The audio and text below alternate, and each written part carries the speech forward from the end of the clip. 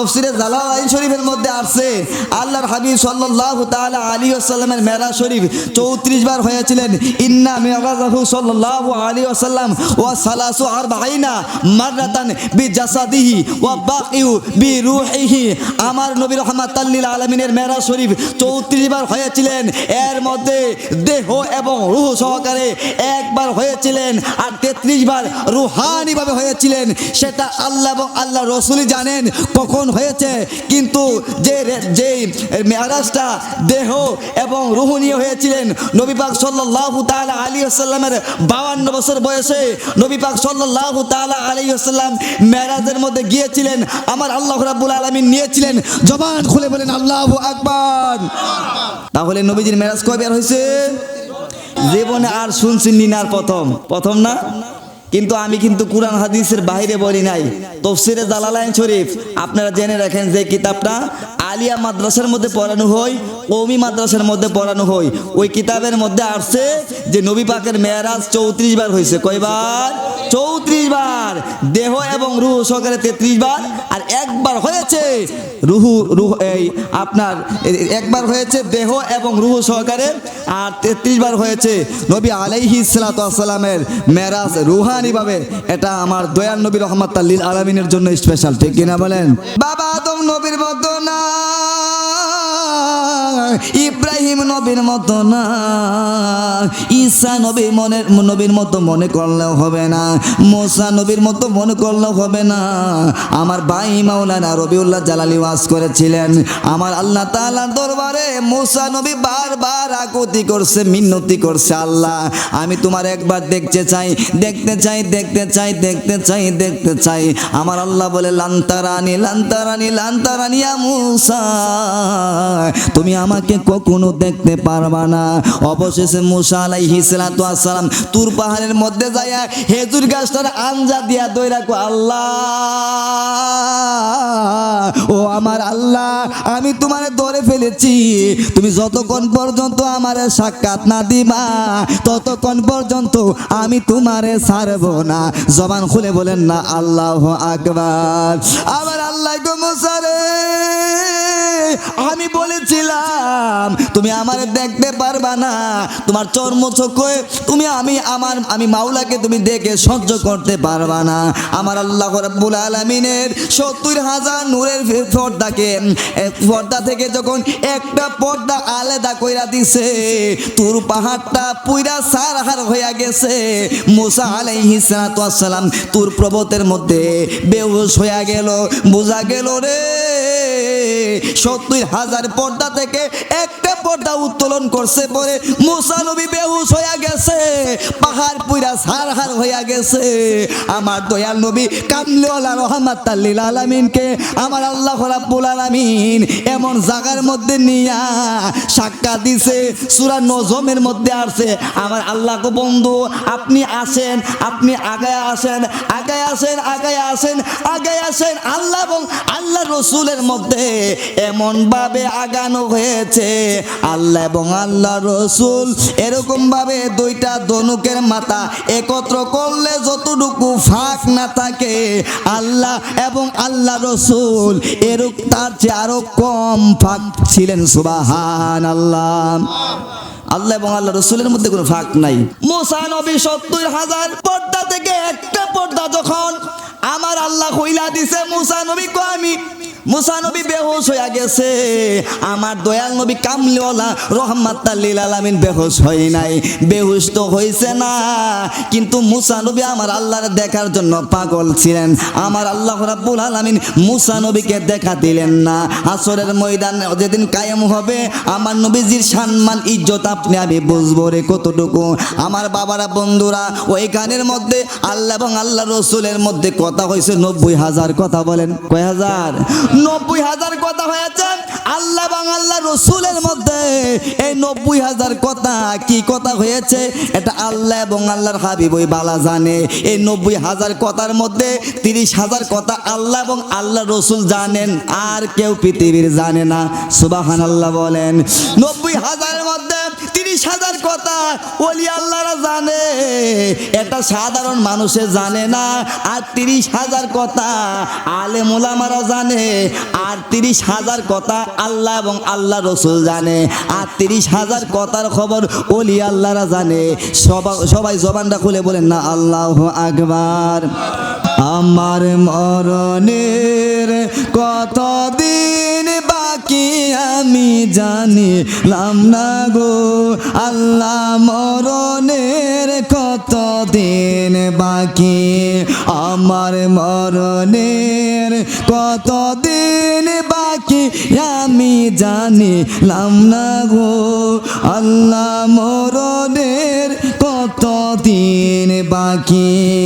হাতে হইল হায়াত বাইরে পায়ে হইল মত, হাতে হইল হায়াত বাইরে পায়ে হইল মত, যেখানে যার মত সেইখানে মরে আমি জানিলাম না গো আল্লাহ, মরণের কতদিন বাকি, আমার মরণের কতদিন বাকি আমি জানিলাম না গো আল্লাহ, মরণের কতদিন বাকি।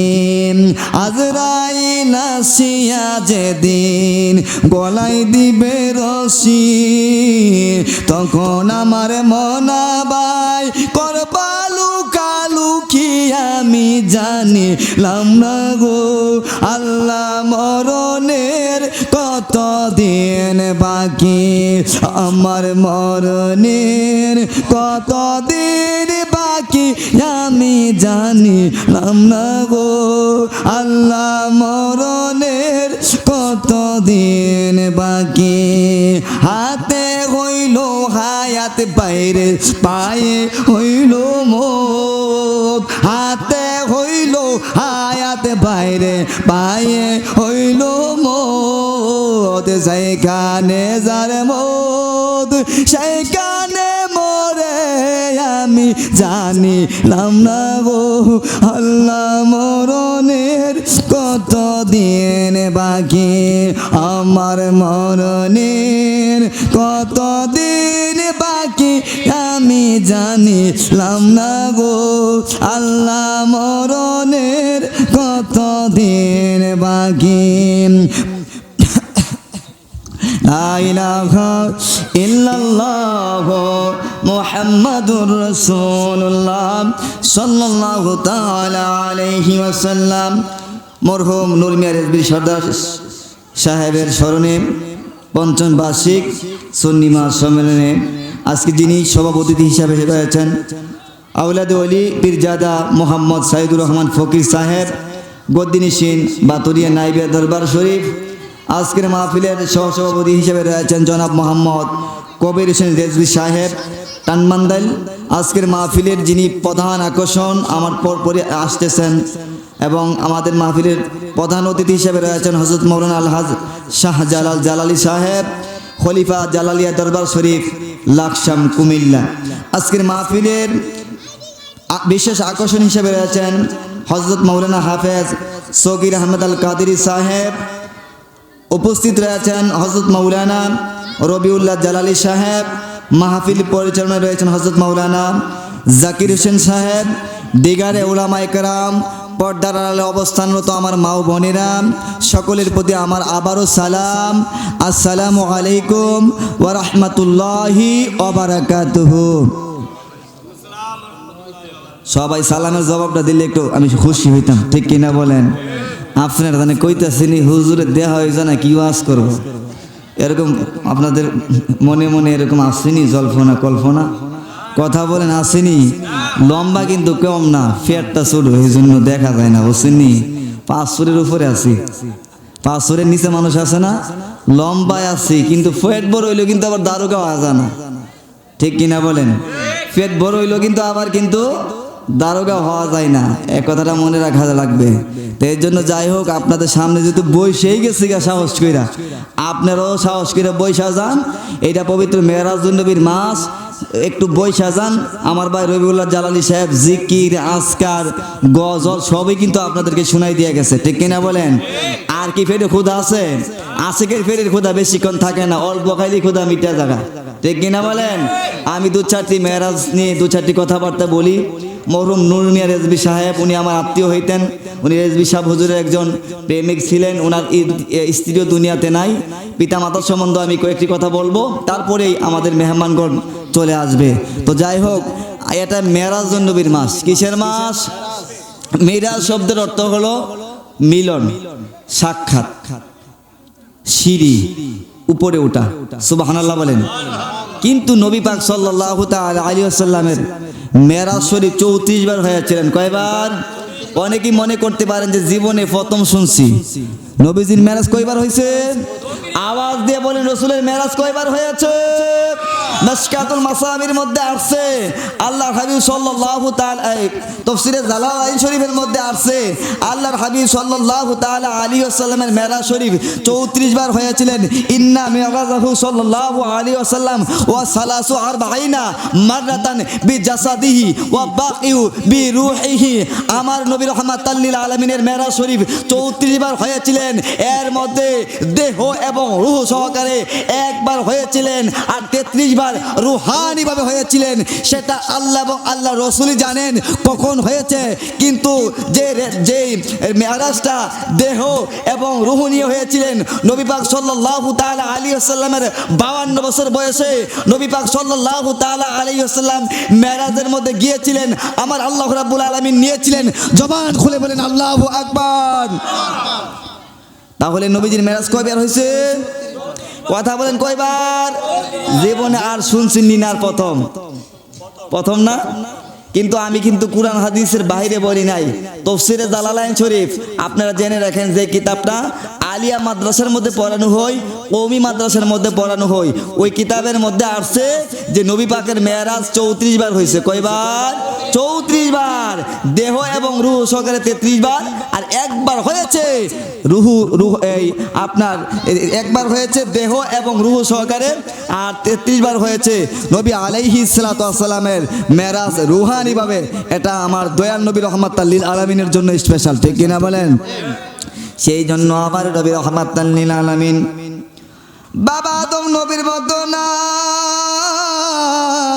ইব্রাহিম নবীর মতো না, ঈসা নবীর মতো মনে করলেও হবে না, মুসা নবীর মতো মনে করলেও হবে না।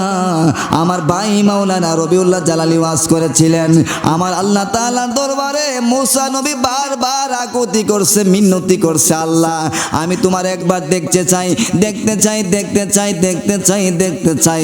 আমার আল্লাহ বলে লান্তারানি লান্তারানি লান্তারানি ইয়া মুসা, তুমি আমাকে কখনো দেখতে পারবা না। অবশেষে মুসা আলাইহিস সালাতু ওয়াস সালাম তুর পাহাড়ের মধ্যে যায়া খেজুর গাছটার আঞ্জা দিয়া দইরা কো, আল্লাহ ও আমার আল্লাহ, আমি তোমারে ধরে ফেলেছি, তুমি যতক্ষণ পর্যন্ত আমারে সাক্ষাৎ না দিবা ততক্ষণ পর্যন্ত আমি তোমারে ছাড়বো না। জবান খুলে বলেন না আল্লাহু আকবার।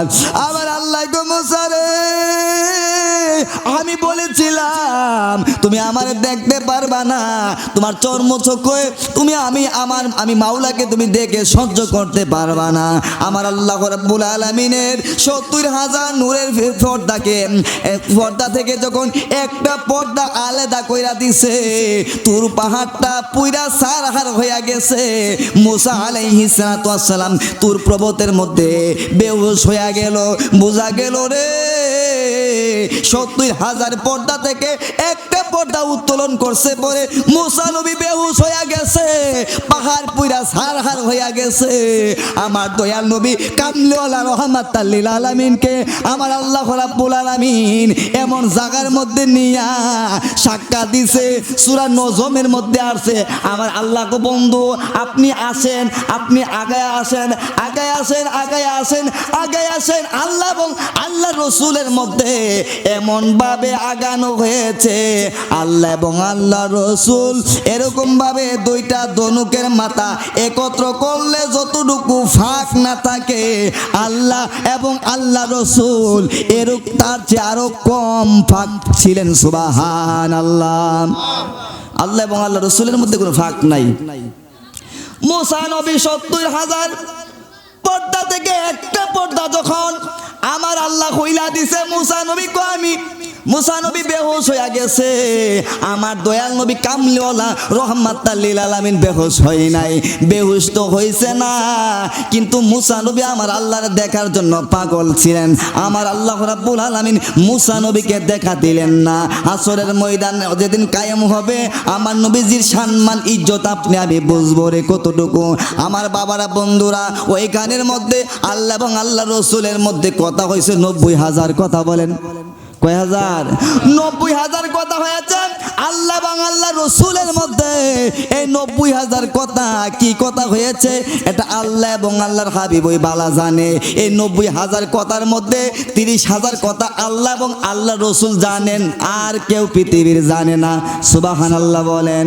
৯০,০০০-এর মধ্যে ৩০,০০০ কথা ওলি আল্লাহরা জানে, এটা সাধারণ মানুষে জানে না। আর ৩০,০০০ কথা আলেম ওলামারা জানে, আর ৩০,০০০ কথা আল্লাহ এবং আল্লাহ রসুল জানে। আর ৩০,০০০ কথার খবর ওলি আল্লাহরা জানে। সবাই জবানটা খুলে বলেন না আল্লাহু আকবার। কথা কয় হাজার হয়েছে? ৯০,০০০। কয় হাজার? ৯০,০০০ কথার মধ্যে ৩০,০০০-এর খবর আপনি আমি জানি, আর ৬০,০০০-এর খবর আপনি আমি জানি না।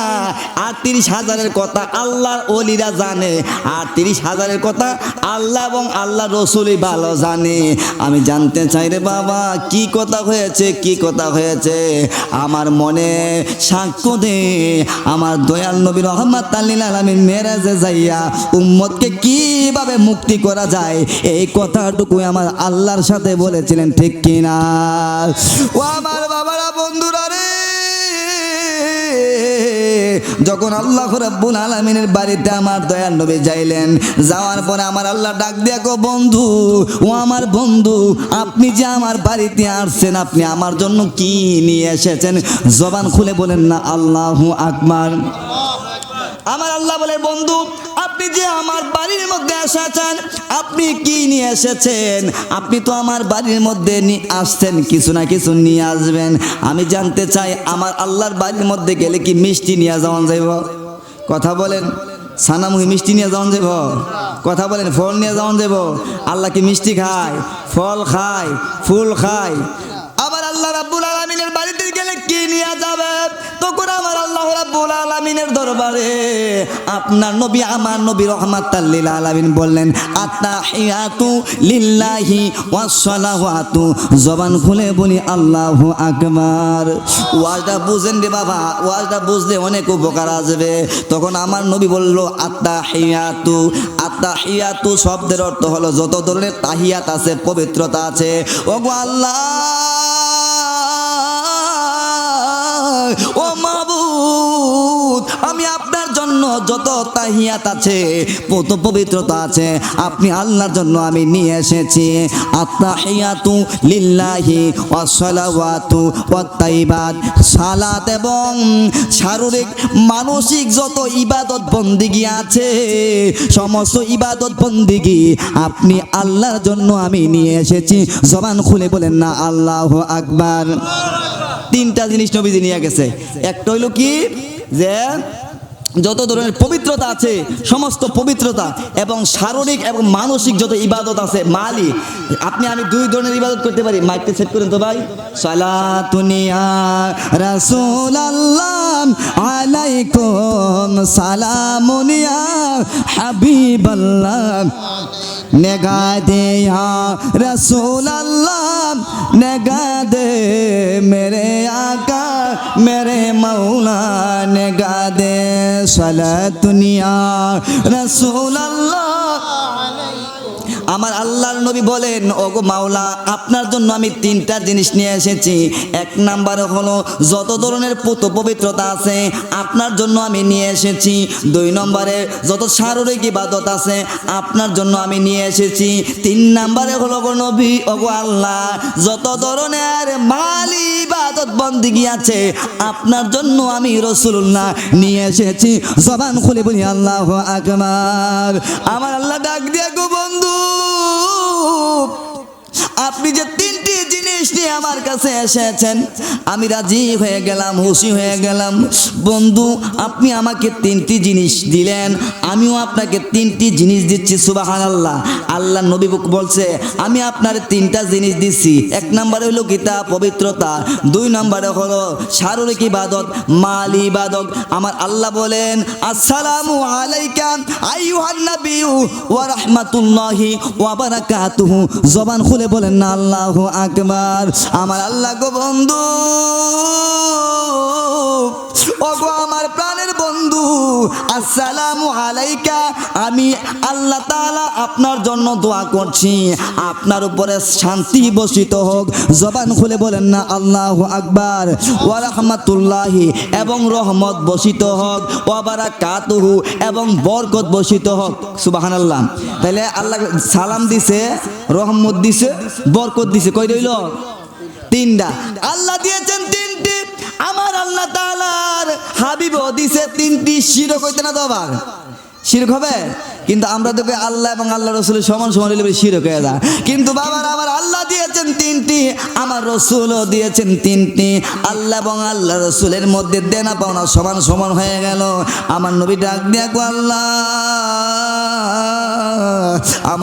আমার উম্মতরা এইভাবে মেরাজের মধ্যে আসতে পারবে না, তারা কখনো আসতে পারবে না, আপনার দিদার এইভাবে তাদের হবে না, আমার উম্মতদেরকে আমি বলতে পারি না। তখন আমার দয়াল নবী রাহমাতাল লিল আলামিন বললেন, আসসালামু আলাইনা ওয়া আলা ইবাদিল্লাহিস সালিহিন। সুবহানাল্লাহ বলেন। আমার নবী রাহমাতাল লিল আলামিন মেরাজের মধ্যে যাইয়াও উম্মতদেরকে বলেন নাই আমার আল্লাহর দরবারে যাইয়া আমার দয়াল নবী রাহমাতাল লিল আলামিন ফরমান, আসসালামু আলাইনা আইয়ুহান নাবিয়্যু। আমার নবীজি বলেন, আসসালামু আলাইনা ওয়া আলা ইবাদিল্লাহিস সালিহিন। আমার উম্মতের মধ্যে যারা ইবাদিনা, আসসালামু আলাইনা ওয়া আলা ইবাদিল্লাহিস সালিহিন, আমার উম্মতের মধ্যে যারা সালেহ উম্মত আছে ওই সকল উম্মতের উপরে আল্লাহ রাব্বুল আলামিনের শান্তি বর্ষিত হোক। জবান খুলে বলেন আল্লাহু আকবার। আমার নবী রাহমাতাল লিল আলামিন যারা ইবাদতকারী বান্দা আছে, সালেহ বান্দা আছে, তাদের জন্য দোয়া করলেন। দোয়া করার পরে তখন আসমান থেকে আসমানি ফেরেশতারা তারা আবার দোয়া করতেছে, সাক্ষ্য দিচ্ছেন, আসসালামু আশহাদু আল্লা ইলাহা ইল্লাল্লাহু ওয়া আশহাদু আন্না মুহাম্মাদান আবদুহু ওয়া রাসূলুহু। জবান খুলে বলেন আল্লাহু আকবার। ফেরেশতারা সাক্ষ্য দেয়, ও আল্লাহ, আমরা সাক্ষ্য দিচ্ছি আল্লাহ ছাড়া কোনো মাবুদ নাই। হযরত মুহাম্মদ সাল্লাল্লাহু তাআলা আলাইহি ওয়াসাল্লাম আপনার প্রেরিত রাসূল। জবান খুলে বলেন না আল্লাহু আকবার। এই গানের মধ্যে আল্লাহর কথা, আমার রসুলের কথা, আল্লাহ তাআলার কথা, রসুলের কথা, সালেহগণের কথা, ফেরেশতাগণের কথা, এই চার কিসিমের কথা মিলাইয়া এই তাশাহুদের মধ্যে আপনি আমি পড়ে থাকি। আমার আল্লাহ রাব্বুল আলামিন বলেন, বন্ধু, আপনার উম্মতদেরকে আমি 5 ওয়াক্ত নামাজ দিলাম, আর প্রত্যেকটা নামাজের মধ্যে তাশাহুদ পাঠ করা ওয়াজিব করে দিলাম। ওই তাশাহুদের মধ্যে কিন্তু আমার দয়াল নবীকে সালাম দেওয়া লাগে। জবান খুলে বলেন আল্লাহু আকবার। ও আমার বাবারা, বন্ধুরা, একটা আমল শিখায়া দেন, একটা আমল শিখায়া দেয়। নামাজের মধ্যে কিন্তু আমরা নবীজিকে সালাম দেই। নামাজের ভিতরে কাউকে সালাম দেওয়া যায় না, বলেন না, নামাজের ভিতরে কাউকে সালাম দেওয়া যায় না, নবীকে সালাম না দিলে নামাজ তোমার হয় না, নবীকে সালাম না দিলে নামাজ তোমার হয় না।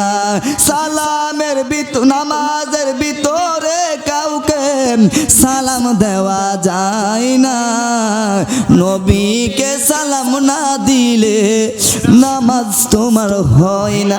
নামাজের মধ্যে নবীদের সালাম দেওয়া লাগেনি, কিন্তু ইহউল উলুমুদ্দিন কিতাবের মধ্যে ইমাম গাজ্জালি রহমাতুল্লাহ আলাইহি বলছে, যখন তোমরা নবীজিকে নামাজের মধ্যে সালাম দাও তখন তোমরা এই আকীদা রাখবা, ওয়াহদুর বিকলবিকা নবী সাল্লাল্লাহু তাআলা আলাইহি ওয়াসাল্লাম, এই আকীদা রাখবা যে আমার দয়াল নবী রহমাতাল লিল আলামিন হাজির আছে, নবীজিকে হাজির মনে কইরা তোমরা সালাম দিবা, আসসালামু আলাইকা আইয়ুহান নবিয়্যু।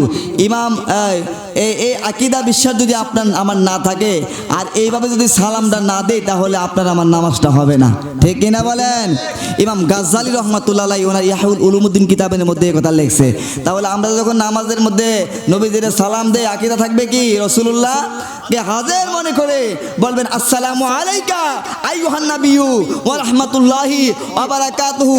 একটা কথা মনে রাখবেন, ওয়াজ করতে গেলে আমার বেশি আরবি এবং নাহু সরফের কায়দা বেশি আমি বলে থাকি, কারণ এগুলা অনেকে জানে অনেকে জানে না, কিন্তু অনেকে যারা জানে তারা বলা লাগে, না বললে হক আদায় হয় না। শুনেন, ইন্না আন্না কিন্না লাকিন্না লাইতাল্লা আল্লাহ, এগুলাকে বলা হয় হরফে মুসাব্বাবিল ফেল, কিন্তু এখানের মধ্যে যে বলা হয়েছে আইয়ুহা আইয়ুহান নবিয়্যু দ্বারা, এই আইয়ুহা শব্দ দ্বারা বোঝায় দূরবর্তী এবং কাছের, যারা দূরের এবং কাছের দুইটা ব্যক্তিকে ইঙ্গিত করা হয়, কিন্তু যে ইয়া দ্বারা, কিন্তু আর আইয়ু দ্বারা যেই ব্যক্তি কাছে থাকে তাকেই সম্বোধন করা হয়। যেহেতু এখানের মধ্যে আইয়ুহান নবী বলা হয়েছে, সেই জন্য আমার দয়াল নবী রহমাতাল লিল আলামিনকে কাছে যান না, হাজির নাজির যান না, নবীজিকে সালাম দেওয়া লাগবে, ঠিক কিনা বলেন? তাহলে নবী আলাইহিস সালাতু ওয়াস সালাম মেরাজে গেছে, এই কথাবার্তা হয়েছে, হ্যাঁ আমি তো বললাম, বলার পর 90,000 কথাবার্তা হয়েছে, আল্লাহর দরবার থেকে চলে এসেছেন, কিন্তু আসছে কি নিয়া? 5 ওয়াক্ত নামাজ নিয়া। কিন্তু আসার পরে সর্বপ্রথম নবী রহমাতুল লিল আলামিনের মেরাজকে যিনি স্বীকার করেছিলেন বিনা দলিলে, তিনি নাম হলো সিদ্দিক আকবর আবু বকর সিদ্দিক রাদিয়াল্লাহু তাআলা আনহু, ঠিক কিনা বলেন? আর যারা মুনাফিক তারা আমার দয়াল নবী রহমাতুল লিল আলামিনের মেরাজকে তারা স্বীকার করেন নাই, তারা এগুলা জিজ্ঞাসা করে, এমনি জিজ্ঞাসা করে, ইত্যাদি ইত্যাদি বিভিন্ন কথা জিজ্ঞাসা করে, কিন্তু সিদ্দিক আকবর আমার দয়াল নবী রহমাতুল লিল আলামিন যা বলেছেন তাই মেনে নিয়েছেন, এই জন্য আমার দয়াল নবী রহমাতুল লিল আলামিন হয়েছেন সিদ্দিক আকবর। আর যারা নবীজির মেরাজকে স্বীকার করে না তারা মূলত নবীর আশিক না, তারা নবী পাকের দুশমন, ঠিক কিনা বলেন রে বাবা? মেরাজের আলোচনার মধ্যে আছে রে বাবা, দেখেন আমি আপনাদের সামনে সূরা বানী ইসরাঈলের এখান আয়াতের কিছু অংশ তিলাওয়াত করেছি। বিসমিল্লাহির রহমানির রহিম, সুবহানাল্লাযী আসরা বিআবদিহি লাইলাম মিনাল মাসজিদিল হারাম ইলাল মাসজিদিল আকসা। জবান খুলে বলেন আল্লাহু আকবার। দেখেন আমার আল্লাহ মেরাজের আলোচনা কি দিয়া শুরু করছে? সুবহান শব্দের অর্থ হলো পুত পবিত্র। আপনি আমি যখন কোনো আশ্চর্যজনক ঘটনা দেখি তখন আমরা কি তা কই যে সুবহানাল্লাহ, ঠিক কিনা বলেন? সুবহানাল্লাহ বলি না? বড় কোনো কিছু দেখলে হঠাৎ করে একটা যে কাজটা হওয়া মানে অনেকটাই কঠিন, কাজটা যদি সহজ হয়ে যায় তখন আমরা বলি না সুবহানাল্লাহ? হ্যাঁ, মানে এইখানের মধ্যে নবী পাক সাল্লাল্লাহু তাআলা আলাইহি ওয়াসাল্লামের মেরাজটা এমন একটা জিনিস যেটা কি অসম্ভব না আপনার আমার জন্য। দেখেন 7 আসমান পাড়ি দিয়া সিদরাতুল মুনতাহার গিয়া আরশে আজিমে যাইয়া নবী আলাইহিস সালাতু ওয়াসসালাম আল্লাহর সাথে দিদার করা, এই কথাটা শুনলে একটা আশ্চর্য মনে হয় না? কারণ আসমানের কি কোনো ছিদ্র আছে?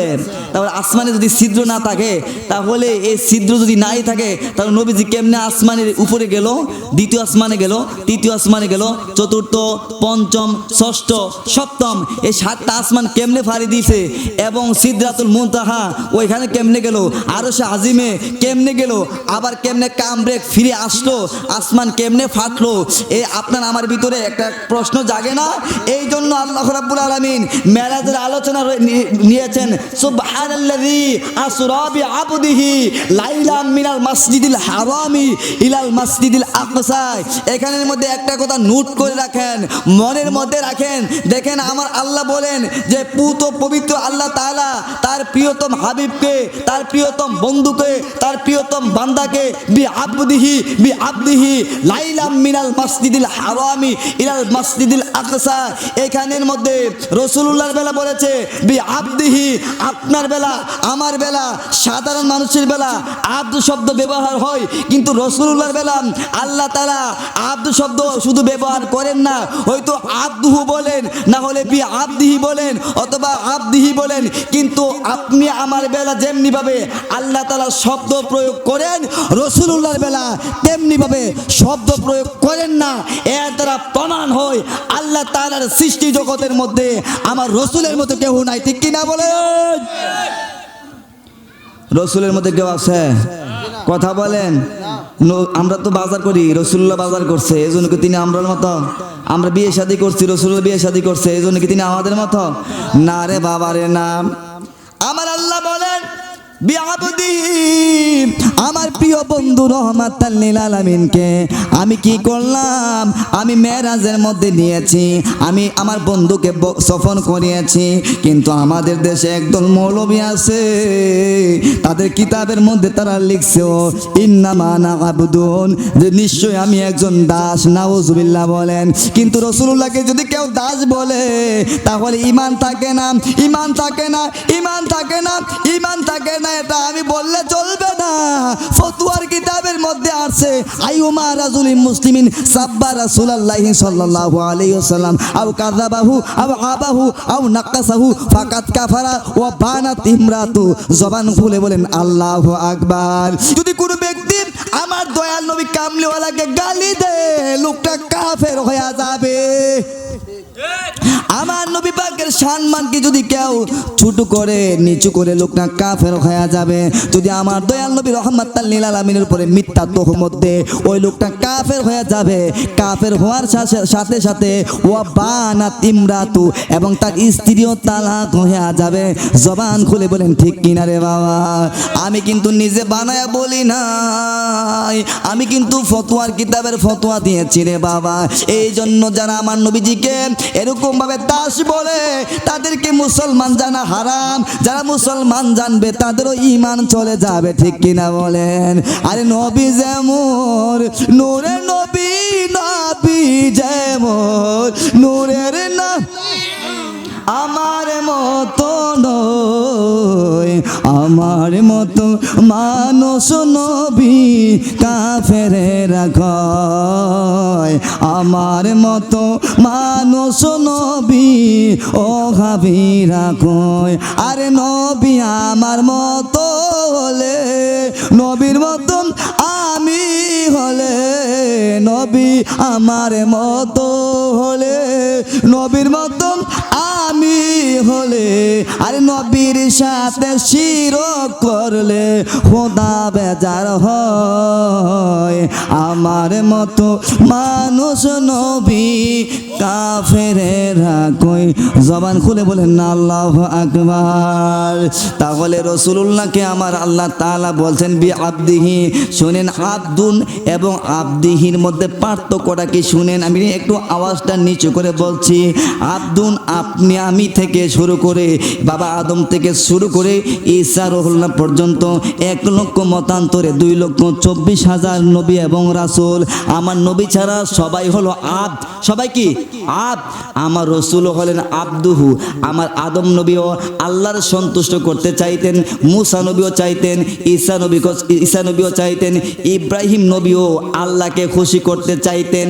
কিন্তু আমার নবীজির বেলা ব্যতিক্রম। এই জন্য তাফসীরে জালালাইন শরীফের হাসিয়ার মধ্যে এসেছে আমার আল্লাহ রাব্বুল আলামিন রহমাতাল লিল আলামিনকে আবি আবদিহি যে বলেছেন আপনি আমি সাধারণ মানুষ হলাম আদ আমার রাসূলুল্লাহ হলেন আব্দুহু আপনি আমি আল্লাহর সন্তুষ্টি চাই আমার আল্লাহ রাসূলুল্লাহ সন্তুষ্টি চাই জবান খুলে বলেন আল্লাহু আকবার আমার মরণের কতদিন বাকি আমি জানিলাম না গো আল্লাহ মরণের কতদিন বাকি আজরাইল আসিয়া যখন হাতে দিবে রশি তখন আমার মনাবাই করবালু কালু কি আমি জানিলাম না গো আল্লাহ মরণের কতদিন বাকি যাই হোক আমি এই মেরাজের আলোচনা ছেড়ে দিলাম আজকে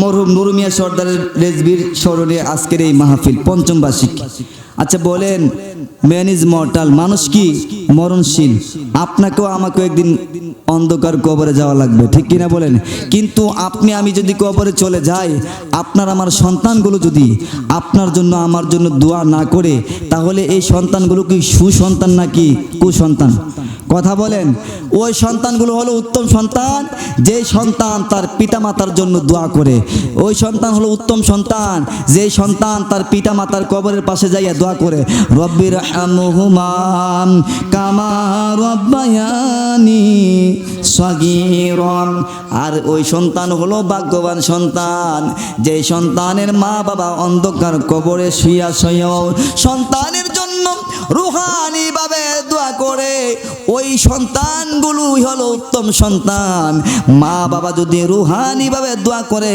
তাহলে সন্তানের বালা মুসিবত দূর হয়ে যায় ঠিক কিনা বলেন বাবারা বন্ধুরা রে আমার দয়াল নবী রহমাতাল লিল আলামিনের আব্বা জান আমার নবীজি যখন দুনিয়ার জমিনে আসেন নাই মায়ের পেটে আমেনার পেটের মধ্যে ছিল তখনই নবীজির আব্বা দুনিয়ার জমিন থেকে চলে যায় আমার নবী রহমাতাল লিল আলামিন দুনিয়ার জমিনে আগমন কইরা আব্বাকে দেখেন নাই 6 বছর বয়সে ওনার আম্মা ফাতেমাতু জাহরা ওনার আম্মা আমেনা ও দুনিয়ার জমিন থেকে চলে যায় এই জন্য আমার দয়াল নবী রহমাতাল লিল আলামিনের বাবাও দুনিয়াতে ছিলেন না মাও দুনিয়ার জমিনের মধ্যে ছিলেন না আমার দয়াল নবী রহমাতাল লিল আলামিন ছিলেন এতিম নবী রহমাতাল লিল আলামিন উম্মতে মুহাম্মদীকে এমন নসিহত কইরা গেছে ও উম্মতের আরে তোমরা যদি মার চেহারার দিকে একবার সুনজরে তাকাও তাহলে তোমাদের আমল নামার মধ্যে আমার আল্লাহ একটা কবুলিয়াত হজের সওয়াব দান করবে জবান খুলে বলেন আল্লাহু আকবার দক্ষিণী মা গো আমার সাথে বলেন দক্ষিণী মা গো কেমনে আসো মাগো একলা কবরে প্রাণের মা গো কেমনে আসো মাগো একলা কবরে দুধ কলা খাওয়ায়া আমরা রে মা ফালায়া দুধু কলা খাওয়ায়া আমরা রে মা ফালায়া কেমনে আসো মাগো একলা খবরে প্রাণের মা দুঃখিনী মা গো কেমনে আসো মাগো একলা কবরে মাগো মায়া শীতের মাঝে কত তুমি কষ্ট করলে কেমনে আসো মাগো একলা কবরে প্রাণের মা গো কেমনে আসো মাগো একলা কবরে নিজে না খায়া মাগো আমরা রে তুমি খাওয়াইতা মা নিজে না খায়া আমরা রে তুমি খাওয়াইতা কেমনে আসো মাগো একলা কবরে প্রাণের মা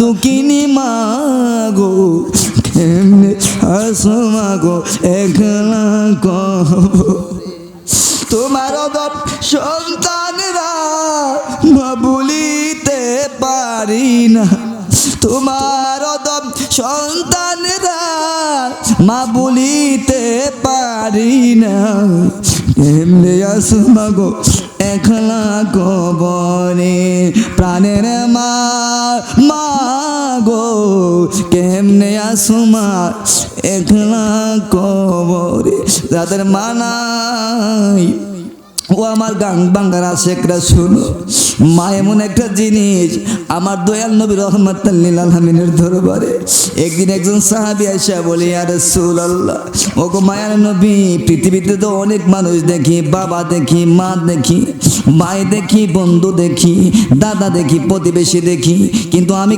কাকে বেশি সম্মান করব কাউকে বেশি আমি ইজ্জত করব আমার নবী রহমাতুল লিল আলামিন ডাক দিয়া কো ও সাহাবী এই পৃথিবীর মধ্যে সবচাইতে বেশি তোমার কাছ থেকে উত্তম আচরণ পাওয়ার মালিক যিনি তিনি হলেন তোমার মা জবান খুলে বলেন না আল্লাহু আকবার বলেন আপনি আমার কাছ থেকে সবচেয়ে বেশি ভালো আচরণ পাওয়ার মানুষটাকে মা ওই সাহাবী ডাক দিয়ে বলে ইয়া রাসূলুল্লাহ তারপরে কে আমার নবীজি বলেন উম্মিকা তোমার মা এবার সাহাবী বলেন ইয়া রাসূলুল্লাহ তারপরে আমার নবীজি বলেন তোমার মা তারপর আমার নবীজি ডাক দিয়া কো ওই সাহাবী ডাক দিয়া বলেন ইয়া রাসূলুল্লাহ আপনি তো তিনবারই আমার মার কথা বললেন চতুর্থ নম্বরে কে আমার কাছ থেকে সৎ ব্যবহার পাওয়ার উপযোগী আমার নবীজি বলেন তোমার বাবা জবান খুলে বলেন না আল্লাহু আকবার বলতে পারেন তিনবার মার কথা বলেছেন আর চতুর্থ নম্বরে বাবার কথা বলেছেন এর অর্থ কি বাবা কি মার চেয়ে কম নাকি না না না না না না না মাকে যেমন ইজ্জত করা লাগবে সম্মান করা লাগবে সেবা করা লাগবে তেমনি বাবাকেও ইজ্জত সম্মান করা লাগবে জবান খুলে বলেন ঠিক কিনা রে বাবা এই জন্য মা বাবার অবাধ্য হওয়া যাবে না মা বাবার যদি কোনো সন্তান অবাধ্য হয় তার নামাজ রোজা আল্লাহর দরবারে কবুল হবে আল্লাহর দরবারে নামাজ কবুল হবে না তার নামাজ রোজা হজ যাকাত টুপিদারি আজকান জুব্বা আল্লাহর দরবারে কবুল হবে না এই জন্য আমার আল্লাহ রাব্বুল আলামিন কালামে কাদিমের মধ্যে ঘোষণা করে দিয়েছেন ওয়াকাদা রাব্বুকা আল্লা তা'বুদু ইল্লা ইয়াহু ওয়া বিল ওয়ালিদাইনি ইহসানা ইম্মা ইয়াবলুগান্না ইনদাকাল কিবারা আহাদুহুমা আও কিলাহুমা আমার আল্লাহ বলেন ও দুনিয়ার মানুষেরা আমি ফয়সালা করে দিলাম আমি ফয়সালা করে দিয়েছি আমি আল্লাহ ছাড়া কারো ইবাদত করা যাবে না কিন্তু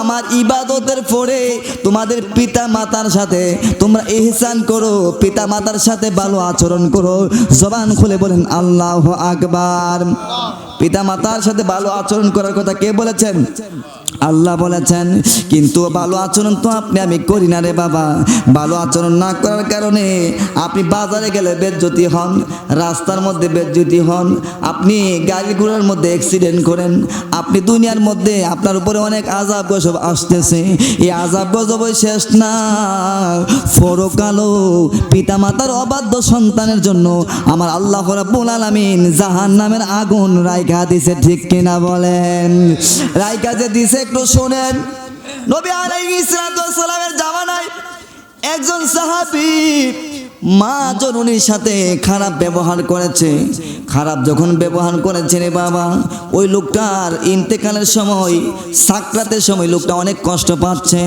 দৌড়াইয়া দৌড়াইয়া আমার নবীজির দরবারে একজন সাহাবী যায় বলছে হুজুর এ মুক্ত সাকরাতের মধ্যে পড়ে আছে অনেক কষ্ট করতেছে বিছানার মধ্যে তখন আমার দয়াল নবী রহমাতুল লিল আলামিন বলল কারণটা কি কারণটা হলো এই ব্যক্তি তার মায়ের সাথে খারাপ আচরণ করেছিল আমার মনে হচ্ছে মার সাথে ভালো আচরণ না করার কারণে খারাপ আচরণ করার কারণে মনে হয় তার মৃত্যুর সময় কষ্ট হচ্ছে আমার দয়াল নবী রহমাতুল লিল আলামিন দৌড়ায় সাহাবীর কাছে চলে এসেছেন আয়েশা ওই সাহাবীর মারে ডাক দিয়া সামনে আনছে আইনা বলে ওগো মা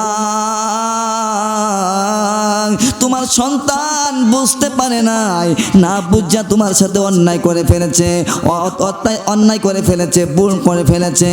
তুমি যদি তোমার সন্তানকে মাফ না করো তাহলে তোমার সন্তান তো পরকালে জাহান্নামের আগুন দিয়া ফুরবে। আমি জাহান্নামের আগুনের ফুরার আগে দুনিয়ার আগুন দিয়ে আমি তারে ফইরা ফেলি। সবাই বলেন না আল্লাহু আকবার।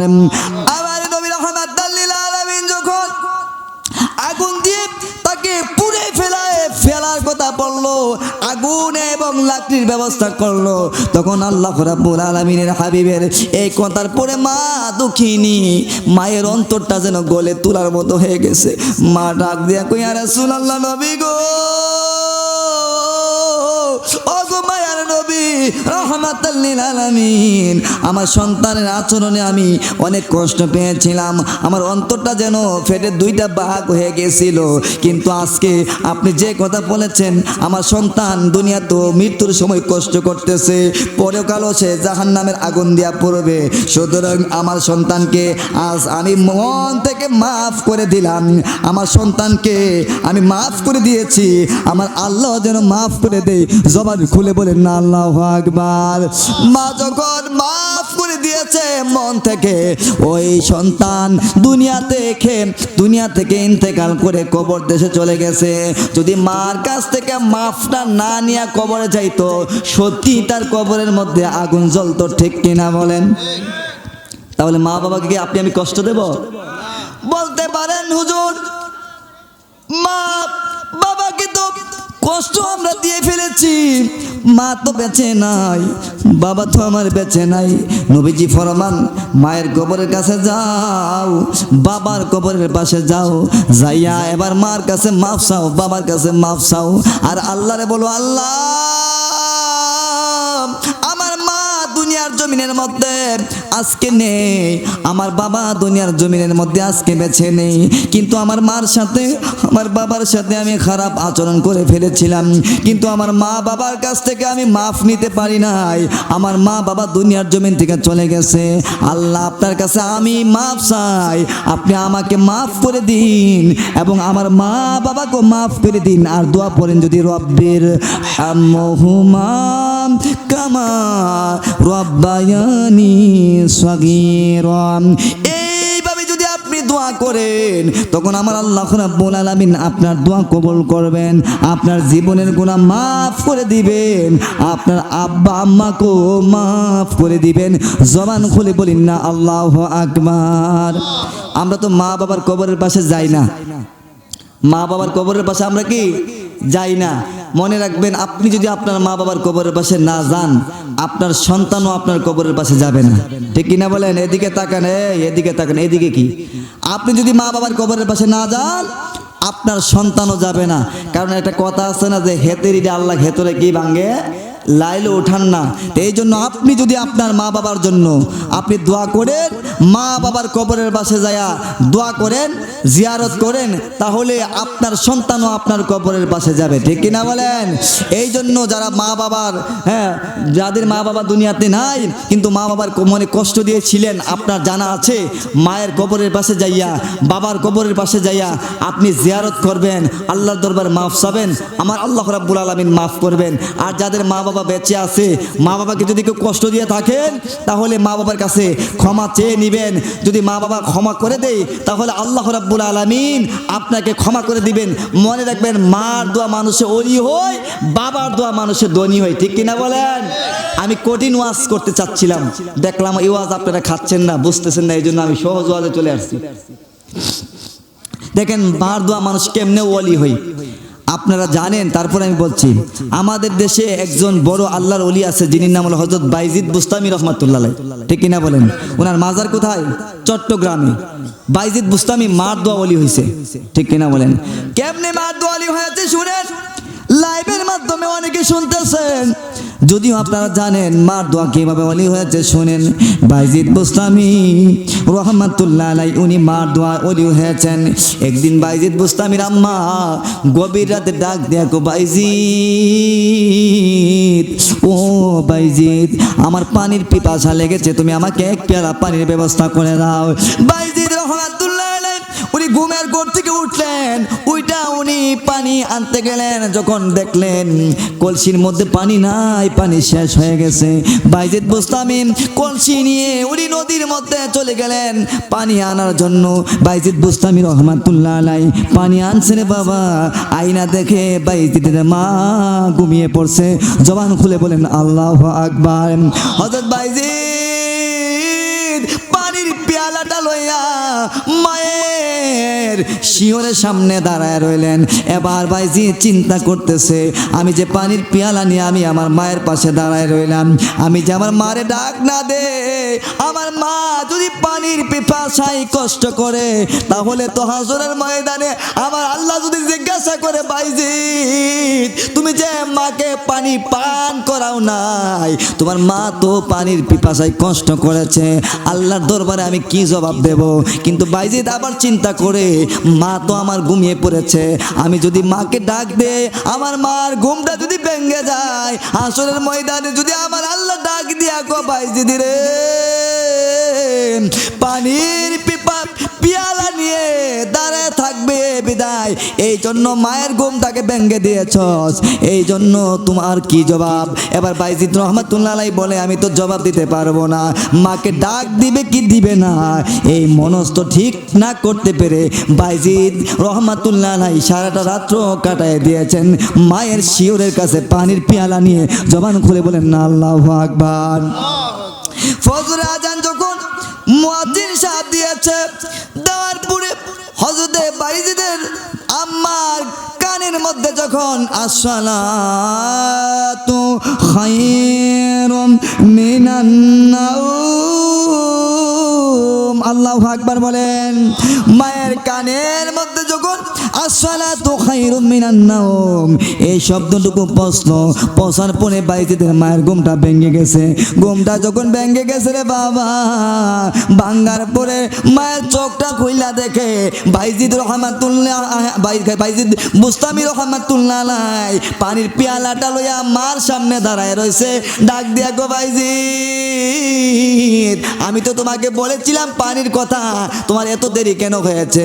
বাইজিদ বলে, মা আপনি যে বলছেন পানির কথা, আমি তো কলসির কাছে যায় দেখলাম পানি নাই, এই জন্য আমি নদীর মধ্যে গেলাম পানি আনার জন্য, পানি নিয়ে আইসা দিকে আপনি ঘুমিয়ে পড়েছেন, এই জন্য আমি কি আপনাকে ডাক দিব কি দেব না এরকম ভাবে মনস্থ করতে করতে আমার মন স্থির করতে পারি নাই, সিদ্ধান্ত আমি চূড়ান্ত করতে পারি নাই, সেই জন্য আপনাকে আমি ডাক দেই নাই। এবার বাইজিদ বুস্তামি রহমাতুল্লাহ আলাইহির এই ঘটনা শুইনা মা আল্লাহর দরবারে হাত ভিজাইছে, আল্লাহ ও গো আমার আল্লাহ, আমার বাইজিদ আমাকে সন্তুষ্ট করতে যাইয়া আমার প্রেমে সে বিভোর হইয়া, আমি যে তার জন্মদাতা দাত্রী মা, আমাকে সে সম্মান করতে যাইয়া সারাটা রাত্র উজাগর থেকে কাটাইয়া দিছে, আল্লাহ আমার বাইজিদ রে এমন একটা ওলি বানায় দাও, জগৎ বিখ্যাত ওলি বানায় দাও, যেই বাইজিদের কদর মুসলমানদের অন্তরের মধ্যে থাকে। জবান করে বলে আল্লাহু আকবার, নারে তাকবীর, নারে রিসালাত, পবিত্র সুন্নি মহাসম্মেলন, পিতা মাতা যেখানে, ওলি আল্লাহ যেখানে। বাইজিদ রহমাতুল্লাহ আলাইহির মা যখন দোয়া করেছেন, দোয়া করার সাথে সাথে আমার আল্লাহ রাব্বুল আলামিন মায়ের দোয়াটা কবুল করেছেন। বাইজিদ বুস্তামি আজ জগৎ বিখ্যাত একজন আল্লাহর ওলি, এই জন্য মার সাথে কেউ বিয়াদবি করেন না, মার সাথে যদি কেউ বিয়াদবি করেন তার দুনিয়া আখিরাত বরবাদ হয়ে যাবে। টাকা পয়সা রোজগার কইরাম, স্ত্রীর কাছে সব টাকা আপনাকে দিতে বলে না কেউ, স্ত্রীর কাছে আপনাকে টাকা দেন, আপনি মার কাছেও দেন, বাবার কাছেও দেন। বিদেশ গেছেন, আপনি যদি 100 টাকা রুজি করেন, আপনার মা খুশি, ওই টাকা থেকে যদি 10টা টাকা মারে পান খাইতে দেন, মারে যদি চা খাওয়ার জন্য দেন, ওষুধ খাওয়ার জন্য দেন, আপনার মার মনটা ভরে যাবে আর বলবে আমার সন্তান বিদেশের বাড়িতে গেছে, আমার সন্তান আমার জন্য 10 টাকা পাঠাইছে। ও বোন তুমি শুনছো নি, আমার সন্তানটার লেগে তুমি দোয়া করো, আমার সন্তান 100 টাকা রুজি করছে, 10 টাকা আমারে পানির লেগে দিছে, ওষুধের লেগে দিছে। ওই মারে কেউ বইল না, ও মারে কেউ বইল না রে, মারে কেউ বইল না। আর 100 টাকা যদি তোমার স্ত্রীকে তুমি দিয়ে দাও, তোমার স্ত্রী তোমার প্রতি সন্তুষ্ট হবে না, কিন্তু তোমার মা 10 টাকা পেয়ে খুশি হয়ে যাবে। জবান খুলে বলেন ঠিক কিনা? আমি আমার আলোচনা শেষ করে দিচ্ছি। তাহলে আমরা যেন পিতামাতার অবাধ্য না হই, আমরা যেন পিতামাতার অবাধ্য না হই, আমরা সদা সর্বদাই যেন পিতামাতার বাধ্য থাকি। এবং আজকের এই মাহফিল মরহুম নুরু মিয়ার সর্দার রেজভী সাহেবের স্মরণে, ওনার স্ত্রী দুনিয়াতে নেই, ওনাদের স্মরণে ওনার সন্তানরা প্রতি বছরই মাহফিলটুকু করে থাকেন। আল্লাহ রাব্বুল আলামিন যেন এই মাহফিলটুকু কবুল করেন, আমরা সকলে বলি আমিন। যাই হোক, আমি আমার আলোচনা আর দীর্ঘায়িত করলাম না, আমি আপনাদের কাছ থেকে এখানেই বিদায় নিলাম। ওমা আলাইনা ইল্লাল বালাগ। আসসালামু আলাইকুম ওয়া রাহমাতুল্লাহি ওয়া বারাকাতুহু।